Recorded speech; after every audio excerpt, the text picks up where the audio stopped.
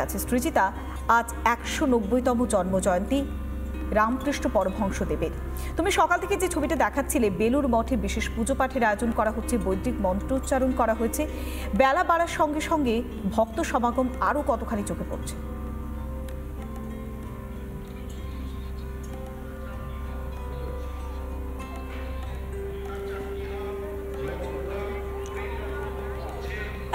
হ্যাঁ পৌলমী, আমি এই মুহূর্তে রয়েছি এবং যতটা সময় যাচ্ছে তত আরও বেশি করে ভক্ত সমাগম হচ্ছে। আমি সেইখানটাতেই চলে যাই। আমি রবিকে বলবো একটু এগিয়ে আসতে আমার সঙ্গে। রবি, একবার একটু এগিয়ে এসো। বেলা বাড়ছে, যথেষ্ট রোদও বাড়ছে, কিন্তু মানুষ প্রচুর পরিমাণ আসছে। সারা দিন ভর অনুষ্ঠানের আয়োজন করা হয়েছে। এখানে শ্রী শ্রী রামকৃষ্ণ পরমহংসদেবের বিভিন্ন সময়ের কথা এখানে তুলে ধরা হচ্ছে, পৌরাণিক কাহিনী তুলে ধরা হচ্ছে। একদিকে যেমন এই আয়োজন করা হয়েছে, তেমন অপরদিকে বহু মানুষ ভিড় জমাচ্ছেন। দিকে দিকে একজন এসছেন, তিনি কোথা থেকে এসছেন? আমি সালকিয়া থেকে এসেছি। সালকিয়া থেকে? আচ্ছা, কখন এলেন? ভোর 4টের সময় এসেছি।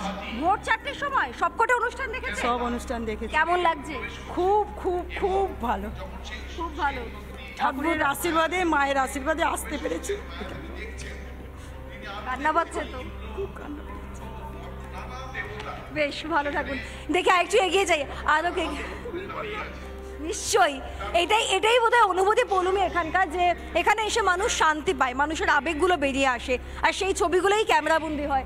আমি আরও একবার একটু সামনে যাই। আরও যারা যারা আছেন, বিভিন্ন স্কুল থেকে প্রচুর পড়ুয়ারা আসছেন, রামকৃষ্ণ মিশন থেকে যেমন পড়ুয়ারা আসছেন, ঠিক তেমনই অন্যান্য স্কুল থেকেও প্রচুর পড়ুয়া আসছেন, প্রচুর সাধারণ মানুষ আসছেন।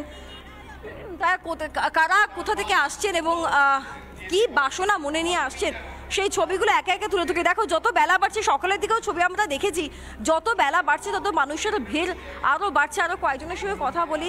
একটু কথা বলবো আপনার সঙ্গে। কোথা থেকে আসছেন? আমি এসেছি হাওড়া শিবপুর থেকে। হাওড়া শিবপুর থেকে। আপনি কি দীক্ষিত এখানে? না, আমি দীক্ষিত নয়, আমার যা দীক্ষিত।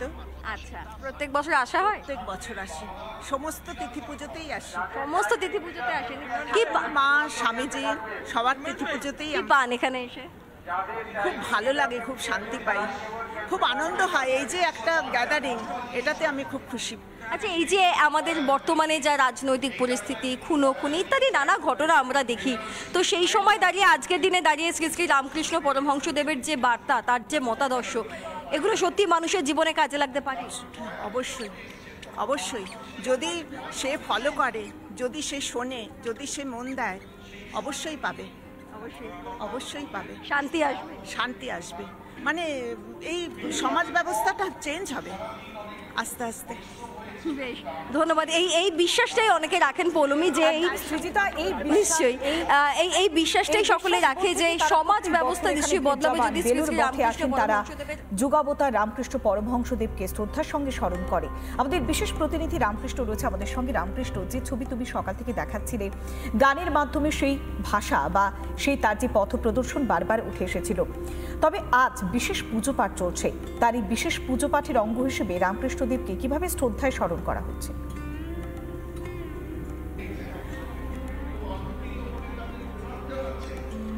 আসলে ঠাকুরের লীলা বর্ণন করা এই জন্মে বোধহয় পুরো শেষ হবে না। তার কারণ ঠাকুর গৃহীকে আর সন্ন্যাসীকে এক লপ্তে মিলিয়েছেন।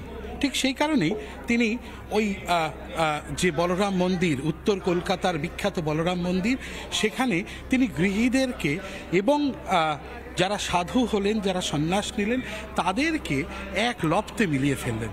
বললেন যে গৃহীর সাথে সাধুর একটা সম্পর্ক না থাকলে তবে কি আর ঈশ্বর মানা যায়? আর সে কারণেই গিরিশ ঘোষকে বারবার ধরে তিনি একটা জায়গায় বসিয়েছেন, বলতেন ও স্বয়ং ভোলেনাথ।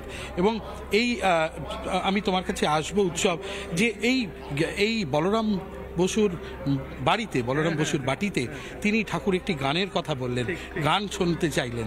সেই গানটা কি একবার একটু শুনবো? তো একদম রথযাত্রার দিনে ঠাকুর সবাইকে বলছেন যে যতক্ষণ আমরা পদ, লোভ এইসব নিয়ে থাকি, সেগুলো আছে অজ্ঞান থেকে। আর যখন আমরা বলি যে আমি যন্ত্র, তুমি যন্ত্রী, তখনই আমাদের প্রকৃত মুক্তি ঘটছে। তার মানে বলতে চাইছেন যে এই কথাটা কতদিনে হবে সে প্রেম সঞ্চার, হয়ে পূর্ণ কাম বলবো হরি নাম, নয়নে বহিবে প্রেময় শ্রুধার, কতদিনে হবে সে প্রেম সঞ্চার।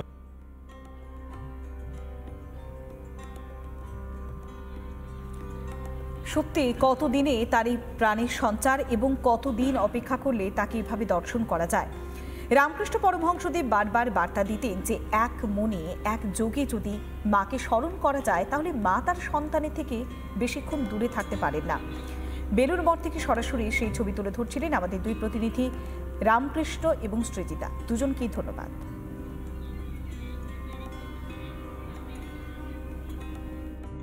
নানা ধরনের কন্টেন্ট দেখার জন্য লাইক করুন, শেয়ার করুন আমাদের ফেসবুক পেজ, সাবস্ক্রাইব করুন আমাদের ইউটিউব চ্যানেল। পাশাপাশি অন্যান্য ব্রেকিং নিউজের জন্য অবশ্যই চোখ রাখুন রিপাবলিক বাংলায়।